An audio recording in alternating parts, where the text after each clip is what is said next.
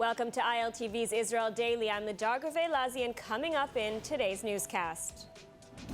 As the United States sees an alarming, record-breaking rise in anti-Semitism, the White House steps up to address this phenomenon.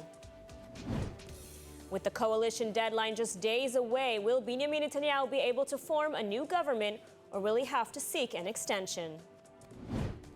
And ILTV joins hundreds of lone soldiers for Nefesh B'Nefesh's annual Errands Day.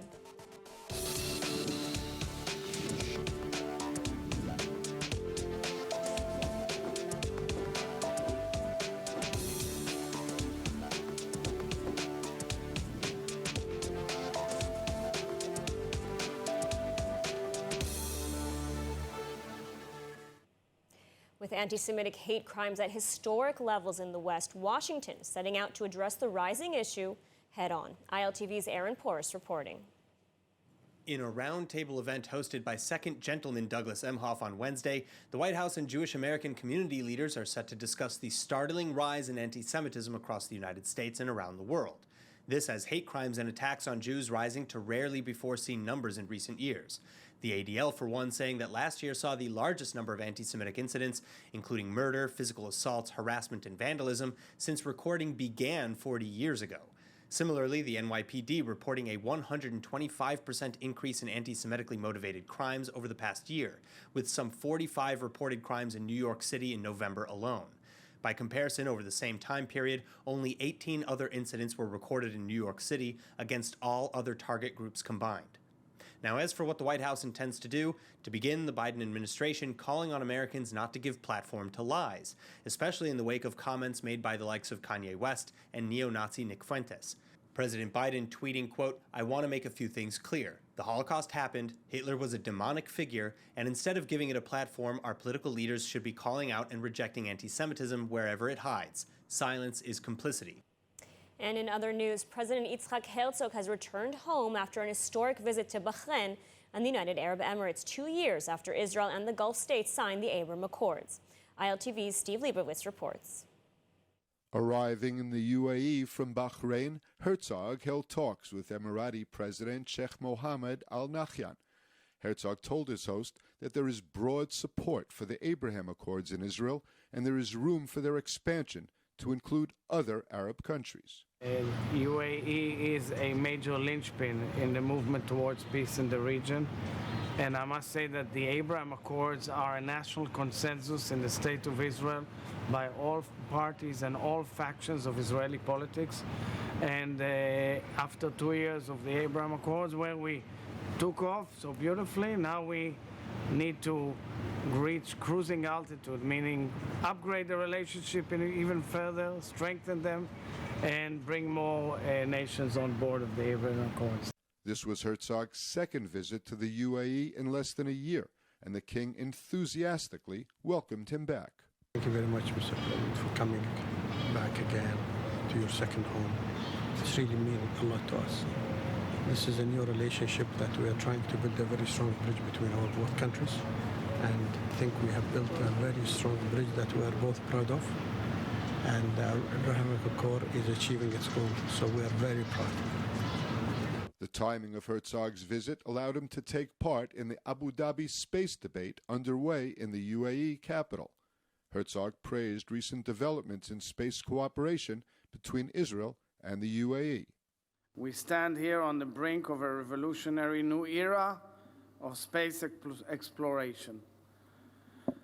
The heavens are now open to a dizzying array of public and private actors launching satellites, sensors, and spacecraft into the great unknown. President Herzog has now returned home with a view toward continuing his efforts to strengthen and even expand the Abraham Accords, making peace between Israel and the Arab states. And in other Middle Eastern news, 2.5 months after the outbreak of the so-called hijab protests shaking Iran, the Ayatollah's regime has reportedly decided to scrap its so-called morality police. Protesters are skeptical about the regime's real intentions. Meanwhile, top Israeli intelligence official says that the Iranian regime appears safe for now, but its long-term stability is in doubt. The role of the police, including enforcing veiling laws, became the focal point of the mass nationwide protests after 22-year-old Masha Amini was brutally beaten and died while in custody in mid-September. That set off a wave of protests that have seen hundreds of protesters killed by security forces as Iran has been rocked by nationwide unrest. Iran's interior ministry in charge of the morality police is still not confirming that the force has been shut down, and such would be widely viewed as a concession to the anti-government protesters. Meanwhile, the IDF head of research of military intelligence believes that the Islamic regime will survive the protests. For now. המשטר האיראני המדכא יצליח כנראה לשרוד את המחאות האלה.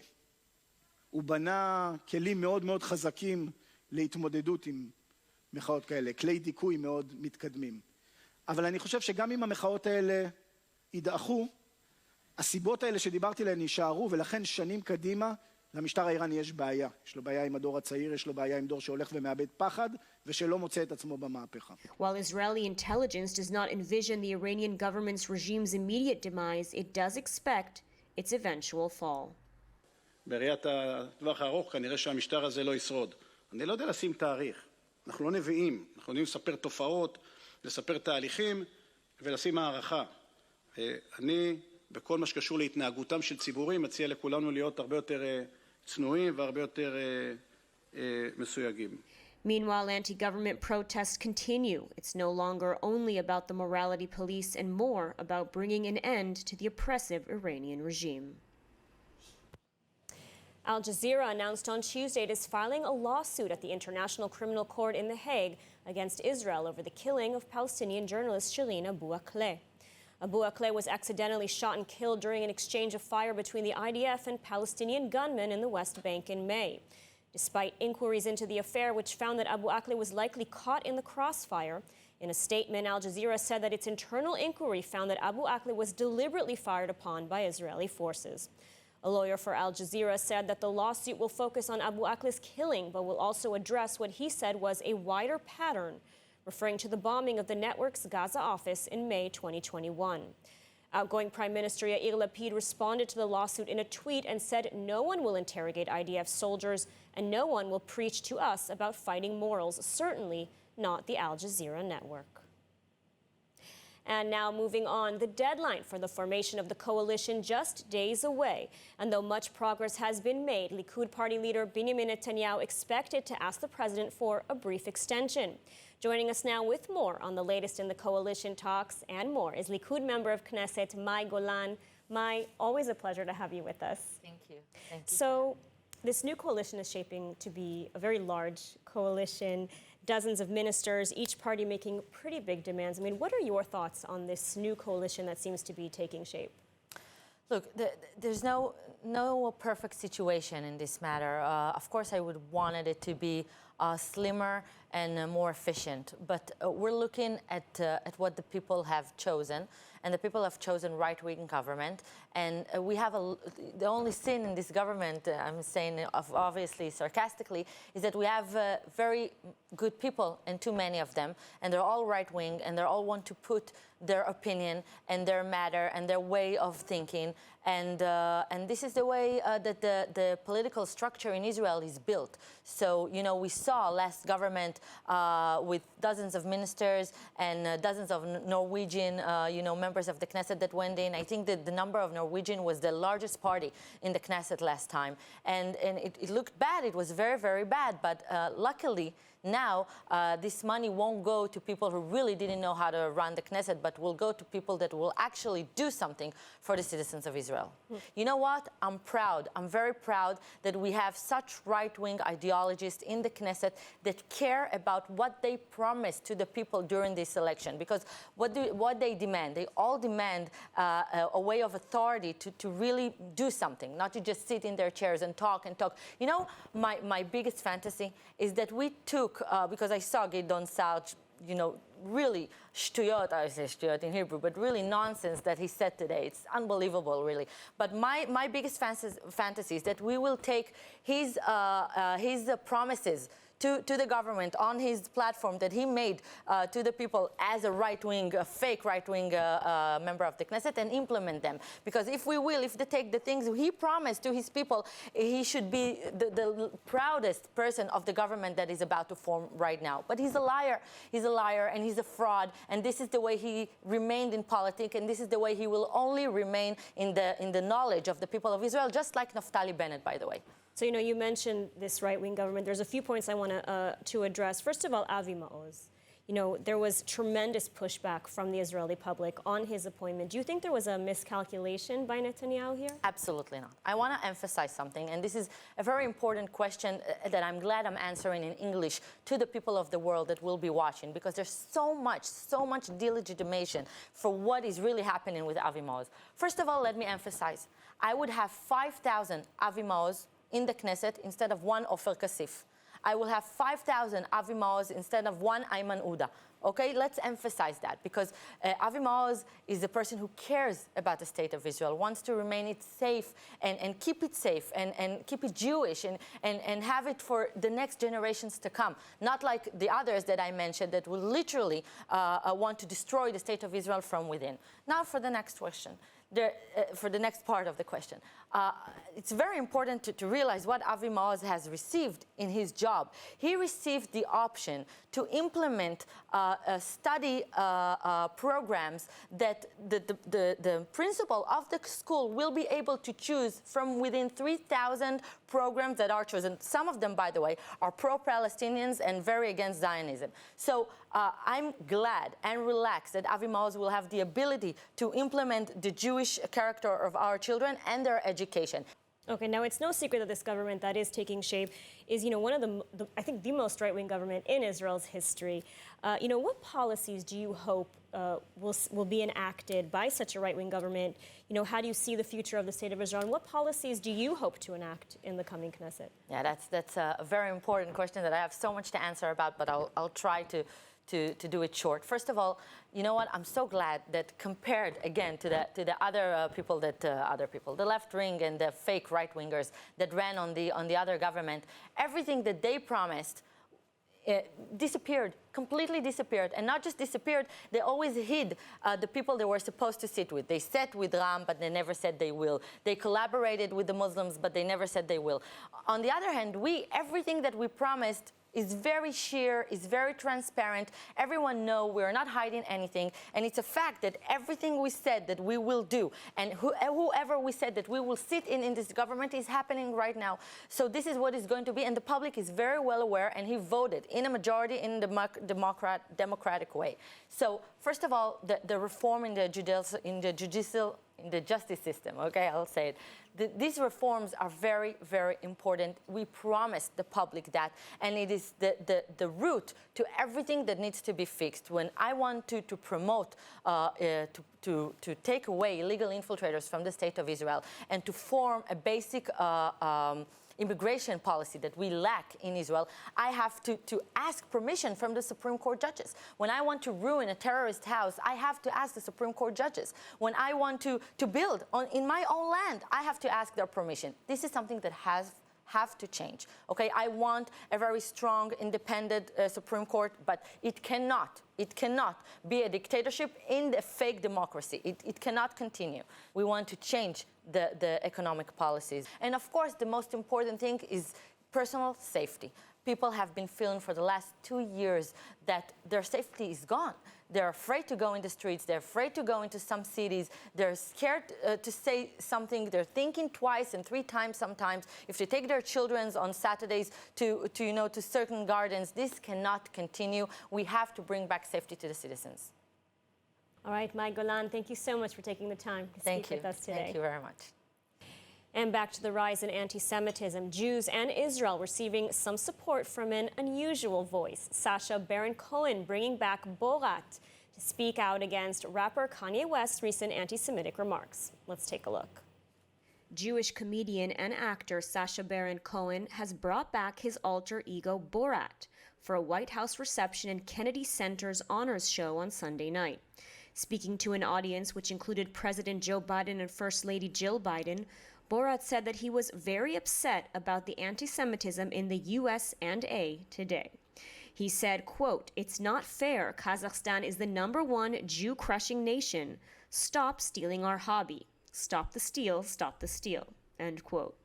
Borat then slams Kanye West, saying, "You're Kanye. He tried to move to Kazakhstan and even changed his name to Kazakhstanye West. But we said no. He is too anti-Semitic even for us." The comedian then proceeded to sing a short parody of U2's song With or Without You, but changed the lyrics to With or Without Jews. Then abruptly stopping and asking the audience, "What's the problem? They loved this at Mar-a-Lago. They chose Without Jews." This in a clear condemnation of former U.S. President Donald Trump, who has come under criticism for his dinner with Kanye West and Holocaust denier Nick Fuentes.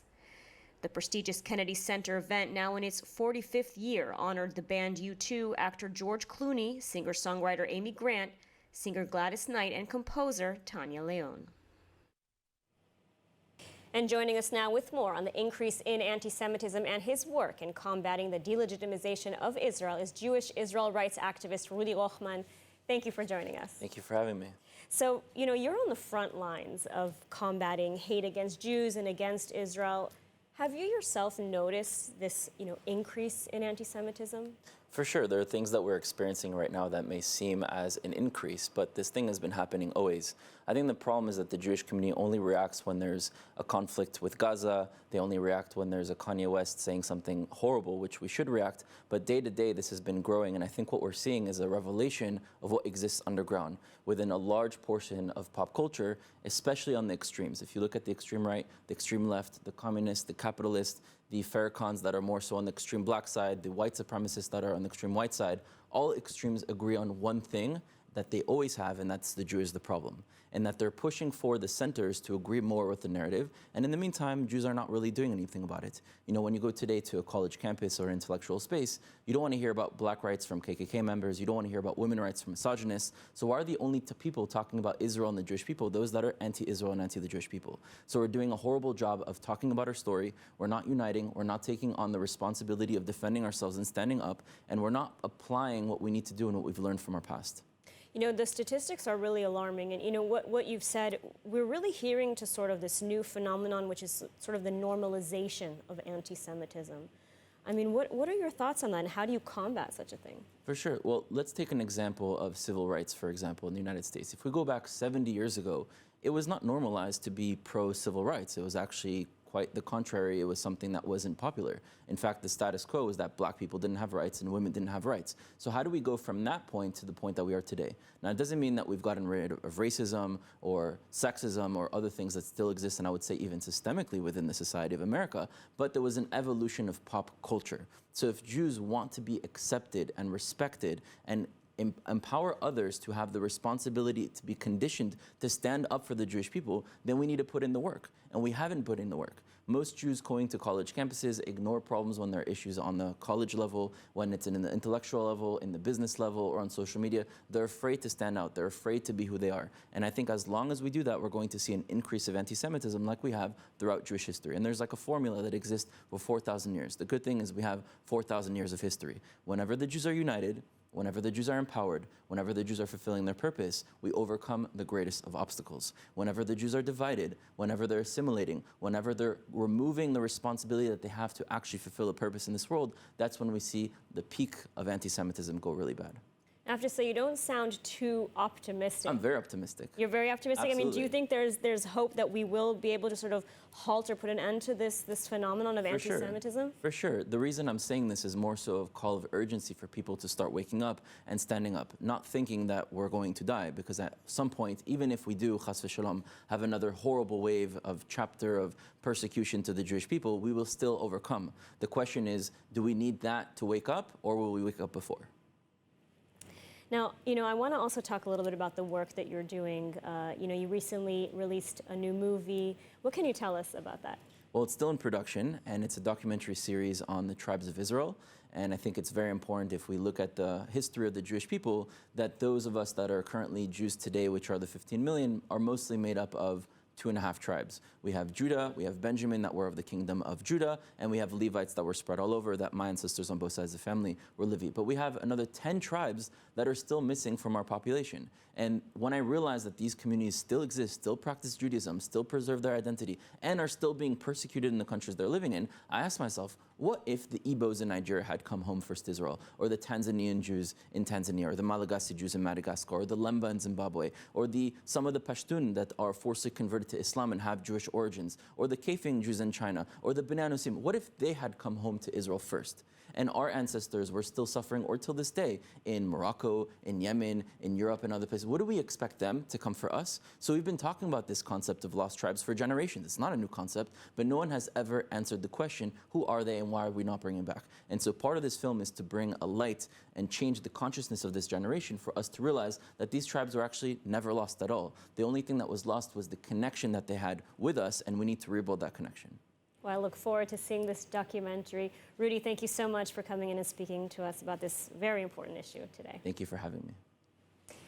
All right, and just last Thursday, the Lone Soldiers Appreciation Week reaching its peak as hundreds of lone soldiers coming to Tel Aviv for Nefesh B'Nefesh's annual Errands Day, getting all their bureaucratic work in order in just a couple of hours. ILTV's Amit Harari at the event. Let's take a look. So this morning we're here at Yom Sigilin, which is an annual one-stop personal errands day for all active soldiers in the IDF, and it's all being organized by the nonprofit organization Nefesh B'Nefesh, who are working super hard towards removing or minimizing the financial, the professional, logistical, and social obstacles that potential Olim Chadashim face here in Israel. Let's take a look what's going on here today. Come with me. 7,000 lone soldiers serving in Israel, of which about 3,500 of them are also Olim Chadashim. This is the 8th year that Nefesh B'Nefesh is organizing this one-stop shop errands day in coordination with the IDF, FIDF, and various governmental authorities. And this year, the much-anticipated event is making its comeback after 3 years of absence due to COVID. Noya Govrin, director of the Lone Soldiers program, seeing this event as a big festival. It's a day, I call it a festival for the bureaucracy. Today, you will find here around 43 government offices and organizations. They all came from love and appreciation for the lone soldier to give them services.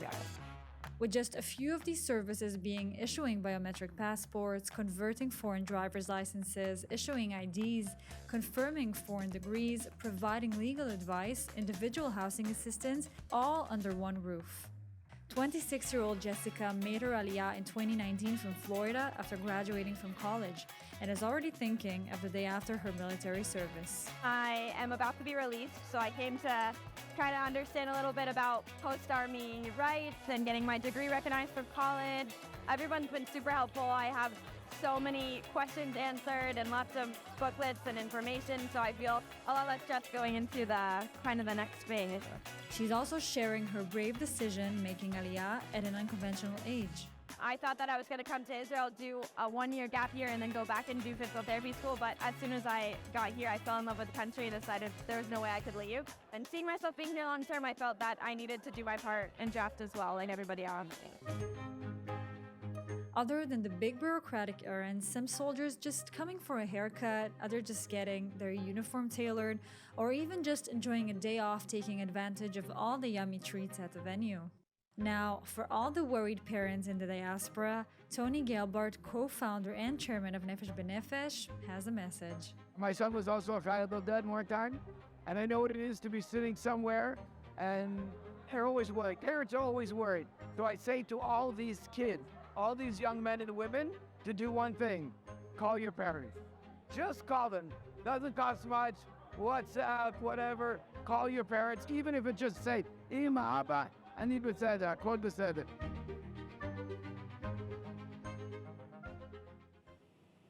Call your parents. All right, let's take a look at the weather forecast. Tonight, the forecast calling for partly cloudy skies, scattered showers, and cooler temperatures with an average low of 10 degrees Celsius or 50 Fahrenheit. And then tomorrow, a mix of partly cloudy skies and scattered showers overhead with top temperatures of 21 Celsius or 71 degrees Fahrenheit. That's all for today's news. For more updates from Israel on all your devices, check out our ILTV channels on YouTube, Facebook, and Telegram, and subscribe to our ILTV newsletter. I'm the Jargave Lazi. Be well, and thank you so much for watching.